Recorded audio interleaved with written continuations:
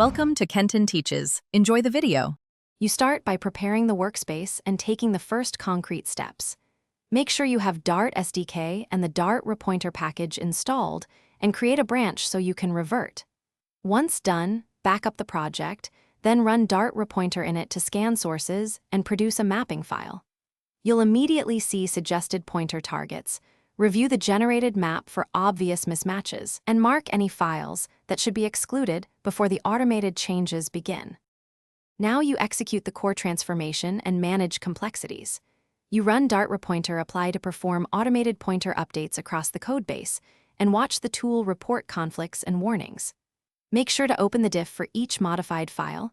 Resolve ambiguous mappings by editing the mapping file and reapplying until warnings clear.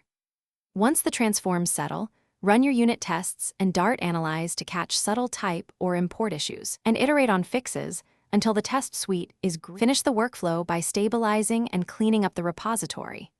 You commit the verified changes to your review branch, include a short summary of mapping decisions, and update any README or migration notes. Then remove obsolete pointer files or archive them in a migration folder so future developers know why changes happened. If something goes wrong, revert the branch, tweak the mapping rules to be more specific, and rerun the apply step. That single mapping tweak usually resolves persistent failures. Thanks for watching. Please subscribe if this video was helpful.